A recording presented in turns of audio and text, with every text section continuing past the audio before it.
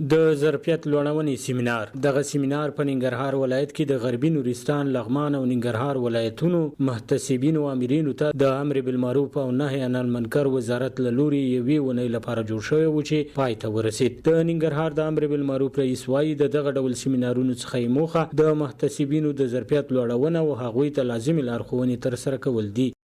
په دې سیمینار کې منګه علماو ته دغه چې کوم امیرینو هغوی ته شیوخو تربیت ورکړه. اصلي هدف هم دغه و.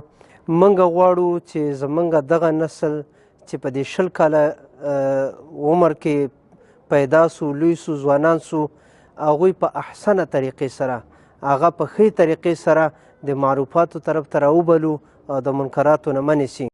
د امر بالمعروف وزارت مسؤلین وایي دوی سره په محتسبینو کې ډیری هغه مولیان دي کوم چې لوی او وړې دورې سرته رسولي وي. دغه مسؤلین وویل چې په دغه سیمینار کې خپلو محتسبینو ته ډېرې لارښوونې وکړي چې ځانګړې غوښتنه یې ترې خلکو سره د منکراتو څخه د مخنیوي پر مهال د نرمښته کار اخیستل او ښه چال چلن کول وو.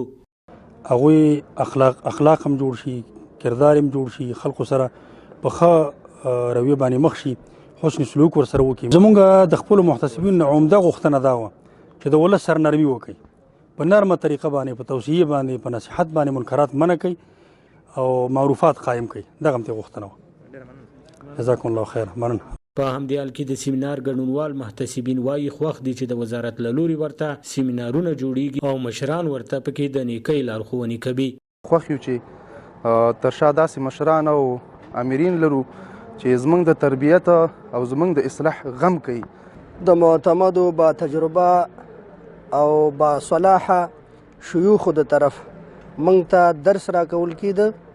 هغه درس یقینا ډیر زیات مفید و ټولو امرینو دپاره او ټولو محتسبینو دپاره. په دغه سیمینار کې همدارز محتسبینو ته وویل شول چې د وزارت له لوري د ورکړل شوې لایحې او طرز العمل له مخې د خپلې چارې مخته یوسي او د هغه کارونو څخه د ډډه وکړي کوم چې په لایحې او طرز العمل کې نه وي موجود. دوی همدارز محتسبینو ته دا هم وویل چې هر یو د خپل مسؤلیت اړوند سیمو کې خپل فعالیتونه ترسره کړي. سباون ساحل، وحدت نیوز، ننګرهار.